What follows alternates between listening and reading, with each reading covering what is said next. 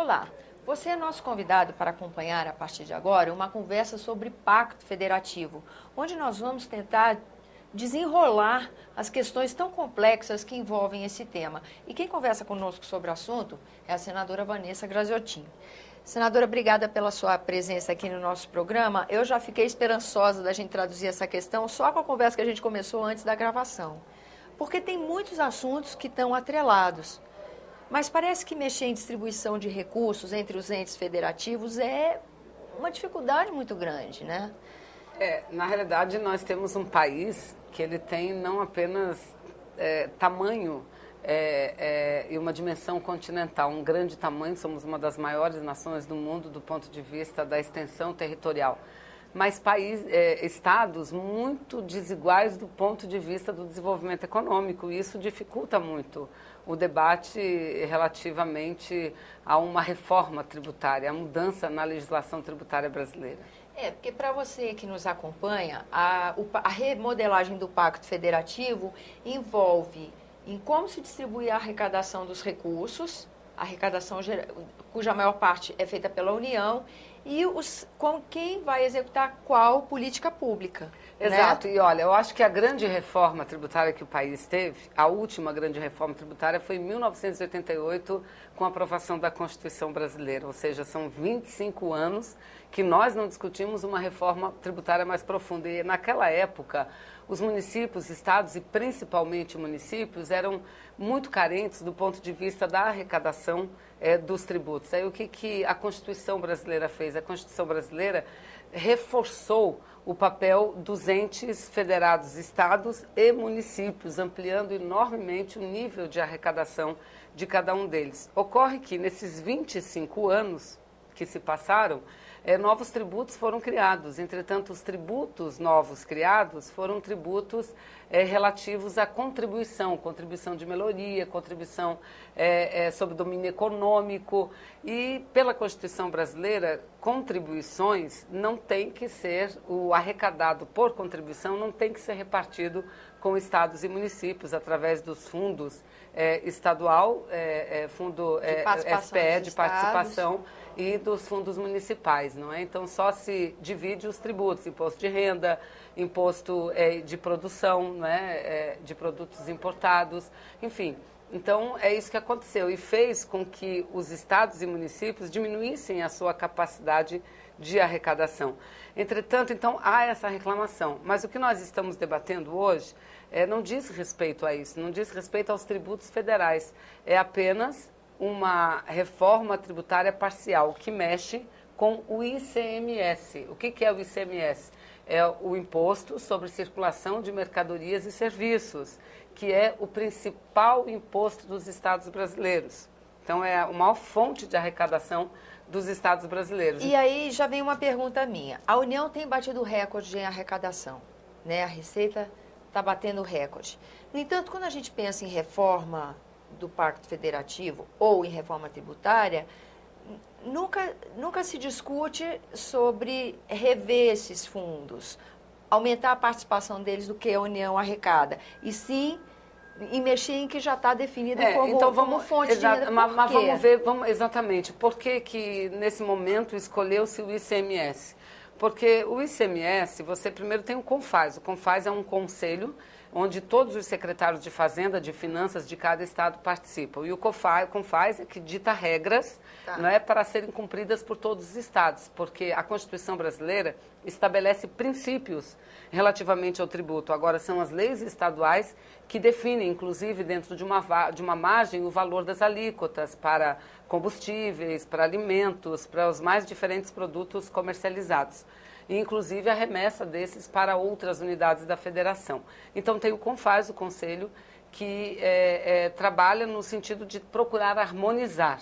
E há uma lei complementar, que diz que decisões acerca de incentivos fiscais a partir do ICMS só podem ser possíveis com a anuência do CONFAZ. Unânime, né? E a legislação diz que o CONFAZ só pode aprovar por unanimidade. Então, se houver uma divergência de um estado, não se aprova. E o que aconteceu? nesses últimos anos. Como os estados foram perdendo, e até os municípios, a sua capacidade de arrecadação, eles buscaram a atração de empresas. E como é que eles conseguiram atrair as empresas para os seus estados? Conseguiram atrair as empresas a partir do momento em que eles concediam incentivos fiscais. Por que uma empresa, então, uma empresa de automóvel, vamos dar para as pessoas nos compreenderem. Isso. Uma empresa de automóvel vem ao Brasil, uma multinacional, não sabe se vai se instalar em São Paulo ou em Pernambuco, o exemplo. Aí, não, São Paulo tem a vantagem, logística, o mercado consumidor, tudo mais. Aí vem Pernambuco e diz, não, mas eu te dou esse incentivo fiscal. Ele faz as contas, então é melhor a gente ir para Pernambuco. Então, no decorrer dos anos, isso foi acontecendo, à margem da legislação brasileira, porque são incentivos ilegais. E essa é a tal da guerra fiscal. Exatamente. Então, aí o que acontece? Inclusive, o ministro Guido Mantega, num debate que teve no Senado, fez questão de destacar com muita força. Nessa última década, principalmente, nesses últimos anos, as regiões menos desenvolvidas tiveram um crescimento econômico maior do que outras. Por exemplo, Nordeste e Norte tiveram um crescimento econômico acima de Sul e Sudeste, portanto, da média nacional. E por que isso aconteceu? Muito por conta da utilização do ICMS como uma forma de atrair empresas, não é? Só que o tempo foi passando, os estados mais ricos perceberam que estavam perdendo investimentos, aí começaram eles também a entrar na guerra fiscal. Começaram eles também a oferecer incentivos fiscais. De tal sorte que hoje nós estamos o Brasil está numa situação muito delicada, porque são muitos incentivos concedidos que têm tolhido a capacidade, corroído a capacidade arrecadatória dos estados, e a gente não tem conseguido resolver este problema. E o próprio Supremo Tribunal Federal, que já foi demandado, está prestes a aprovar uma súmula vinculante, ou seja, considerar ilegal todas as concessões, os incentivos fiscais já dados. Então, o governo federal entra onde? O Congresso Nacional entra onde? Vamos fazer uma alíquota comum, não é? Uma alíquota diferenciada, no que diz respeito aos estados mais desenvolvidos em relação aos menos desenvolvidos. A proposta é que seja 4 para Sul e Sudeste, 7 para Norte e Nordeste, com uma diferenciação para a Zona Franca de Manaus, que é uma exceção no modelo tributário. E, a partir daí, tentar acabar com a guerra fiscal.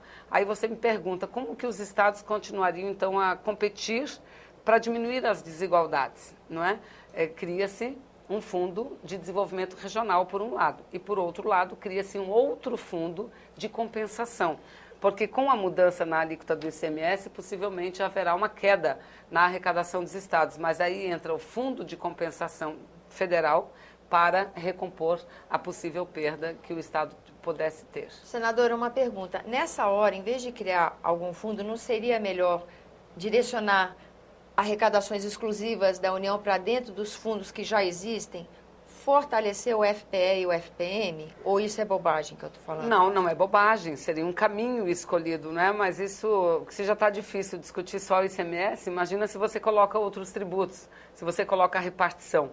Em muitas matérias que o Congresso tem aprovado, Senado e Câmara também, tem se apresentado emendas no sentido de dizer o seguinte: a União quer dar isenção, porque a gente vive uma crise econômica no mundo, e como o governo brasileiro vem atravessando essa crise sem gerar o desemprego que está gerado na Europa, por exemplo. Estimulando o consumo. Estimulando o consumo quando? Como? Pela isenção fiscal. Pela isenção fiscal. Só que quando você isenta de tributos uma empresa, você não apenas a União que está isentando, que está abrindo mão de recursos.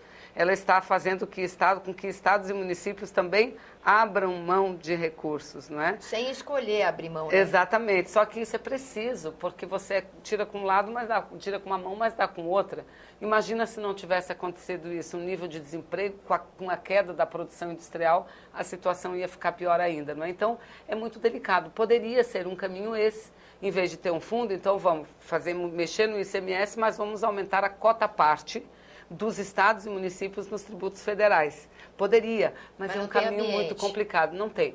Não tem ambiente, então preferiu-se criar um fundo. Agora, as duas questões são muito vinculadas, porque a mexida, através de um projeto de resolução no ICMS, nas regras do ICMS, é aprovada pelo Senado e somente pelo Senado. Tá. A Câmara não discute isso. Entretanto, para que os estados façam um acordo, concordarem com essa diminuição da alíquota interestadual de ICMS, eles têm que ter a garantia de que vão ter a recomposição dos recursos que deixam de arrecadar, por um lado, e, por outro lado, também a garantia de que acessarão recursos para garantir incentivos que atraiam novas indústrias a se instalarem nesses estados, sobretudo do Norte e do Nordeste. Então, no projeto de resolução que a gente deve debater diretamente no plenário do Senado, agora, já lá estará incluído que aquela resolução ela entrará em vigor a partir do momento em que estiver sancionada, aprovada e sancionada a lei complementar que estabelece os dois fundos, o de compensação e o de desenvolvimento regional.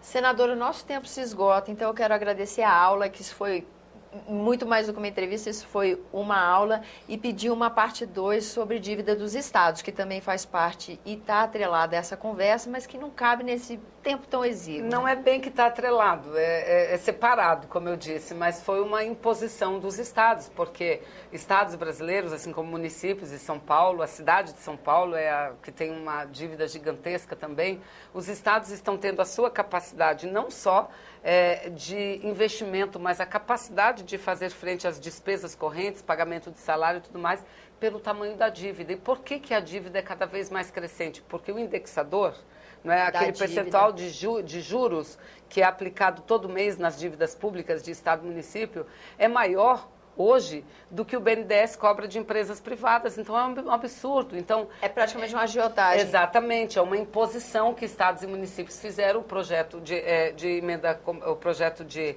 lei complementar foi aprovado na Câmara e caberá ao Senado agora aprovar. Já é uma concessão. Essa foi uma concessão para avançar o debate sobre a reforma do ICMS. Faz sentido atrelar, pegar uma caroninha por aí, né? Perfeitamente, justo, é justíssimo isso. Senadora, muito obrigada pela sua presença aqui no Argumento. Obrigada. A você que nos acompanha, muito obrigada pela atenção. Esse é o programa Argumento, eu sou Tânia Horman e você pode participar do nosso trabalho.